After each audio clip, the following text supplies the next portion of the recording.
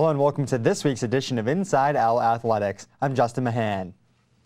The men's soccer team is making an impressive comeback. After 2 years of not making it to the LEC tournament, the team now has a good chance to make it to the tournament and play for a title. I went to practice this week to see how the team is preparing for the postseason. It was a heartbreaking game for the men's soccer team, going into overtime in the LEC championship game and then losing it just minutes away from penalty kicks. It's an experience players say that they visualize almost every single day. I remember that game pretty much like it was yesterday. It's probably one of the most hard-fought games I've ever played in. After that 2014 loss, the team expected to be back in the title hunt the next year, but that did not happen. I don't know if it was just losing too many seniors or something, but we just didn't click as well as we thought. And then last year we didn't have any seniors, so we thought we were going to be pretty good. And I don't know if the urgency was there as much. The urgency is there this year. Team members say that the work ethic has improved, plus they are better focused. We're just preparing for our conference games mostly right now because that's what matters. That's what counts. That's the only way we're going to get to the NCAAs is get into the conference and win the conference.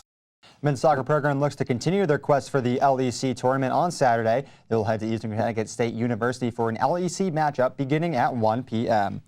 And the women's soccer program came up short this week against Amherst College. Amherst scored in the 21st minute to give them a 1-0 lead. Amherst's Hannah Guzzi tried to extend that lead, but was denied by freshman goalkeeper Shelby Offord. That save from Offord allowed Keene to even out the playing field with a goal from Stephanie Spitz, and the teams went into the break tied at 1. Amherst was able to tack on 2 more goals early in the second half, but Keene picked up with the pace in the second with a rocket goal from Taylor Farland to bring the game back to within 1. Keene was not able to get their offense going after that and fell to Amherst 5-2. They'll be back on the soccer pitch on Saturday in an LEC matchup against Eastern Connecticut State University beginning at 3 p.m. And volleyball split a tri-match this weekend against Western Connecticut State University and Worcester Polytechnic Institute. Western Connecticut was their first target. In the first set, the Owls had to make a comeback after the Colonials took an early 6-4 lead. After making up that deficit, it was all Keene State from there, dominating in the second set and giving a strong performance in the third set. But defeating WestCon was not their only challenge. It was a close matchup against WPI with it coming down to the fifth set, but the Engineers took home the victory. The Owls are back on their home court on Saturday as they take on the University of Southern Maine at 1 p.m. While success was hard to find for some teams this past week, the field hockey team is a different story. The team took on the University of Southern Maine Tuesday night. Already up 1-0 after the first half, Keene looks to continue the offensive pressure, and that came from an all-too-familiar rocket goal from Kendall Brown. But Keene didn't stop there. Jensen Danino was able to get on the board after taking a feed from Mia Brickley to score her 9th goal of the season. Keene stayed up 4-0, and in the 66th minute, Danino scored again for her 3rd hat trick in 5 games. The Owls defeated the University of Southern Maine 5-0 and will be back in action on Saturday, taking on Eastern Connecticut State University at noon.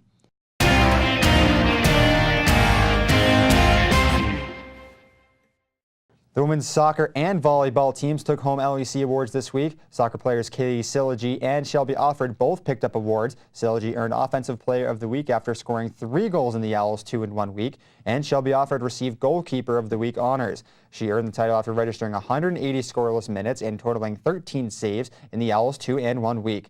And volleyball standouts Rachel Lamica and Bailey Wilson also got conference awards.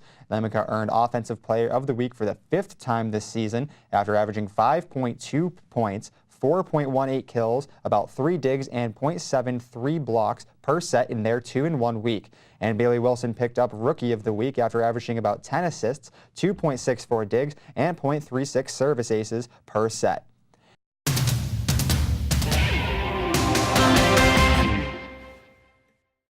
Besides conference awards, Bailey Wilson and Katie Siligy are also your Owl Athletes of the Week. Katie Siligy earned the title after scoring 3 goals this week, including a game-winning goal. And Bailey Wilson received the honor after averaging 9.73 assists, 2.64 digs, and 0.36 service aces per set in the Owls' 2-in-1 week. Congratulations to our Keene State Athletes of the Week.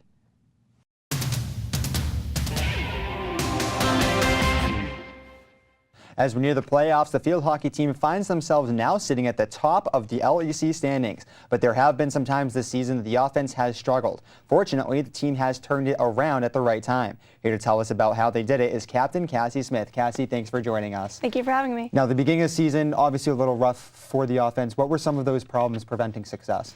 We had one of our forwards injured, Jensen Dandino, a sophomore, and we just kind of were struggling with chemistry. The basics, we just really needed to go back to getting your stick down, make sure when you're deflecting that your stick is low, because otherwise you're just going to miss the ball.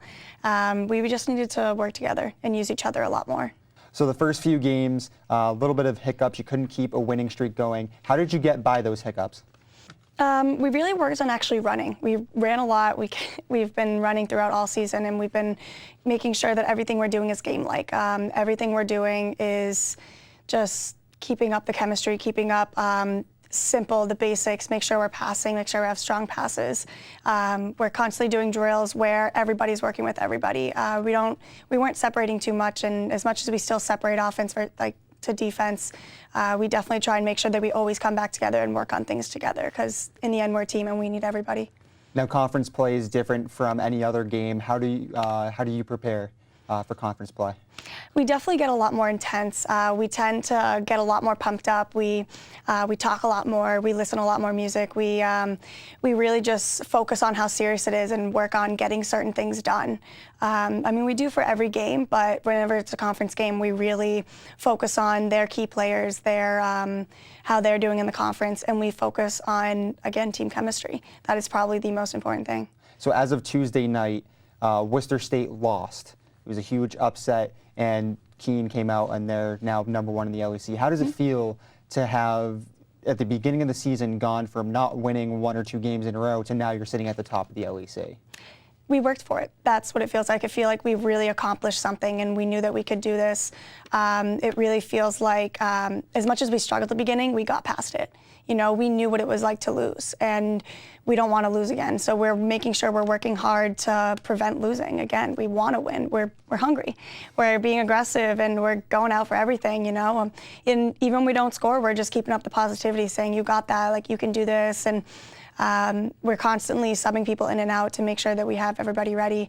And I think it's going to be tough because Worcester, this is their first loss in the conference. And, that's the thing about Keene is we have lost. So we know what it's like to lose. So we're curious to see what they bring to the table for the rest of their year as well. Now, playoffs, they're a few weeks away. How are you going to keep up the momentum going into the postseason? Again, working with the basics. We're going to keep scrimmaging. We're going to do a lot of shooting drills. We're going to keep running, especially. It's important to keep up the running, especially at this point in the season, because people are going to start getting tired. It's been over a month at this point, and lots of games constantly, and we got to make sure we keep in shape. But we're also going to make sure that we're going to do, again, those basics of shooting and scrimmaging. Cassie, thanks for joining us today. Thank you so much for having me. You can catch the field hockey team for an LEC matchup at the Al Athletic Complex on Saturday as they take on Eastern Connecticut State University. Up next, I have your weekend outlook.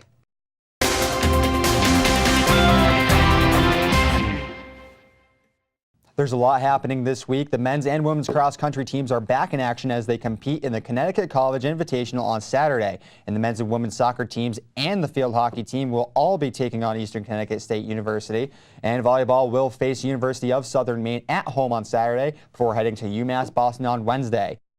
And as always, you can watch all Keene State contests through the Owl Athletics website. Just go to KeenOwls.com, click on the Game Day tab, then select Live Broadcasts. Again, that's KeenOwls.com, Game Day, then Live Broadcasts. That's all for now. Thanks for watching. I'm Justin Mahan, and I'll be back next week with another edition of Inside Owl Athletics.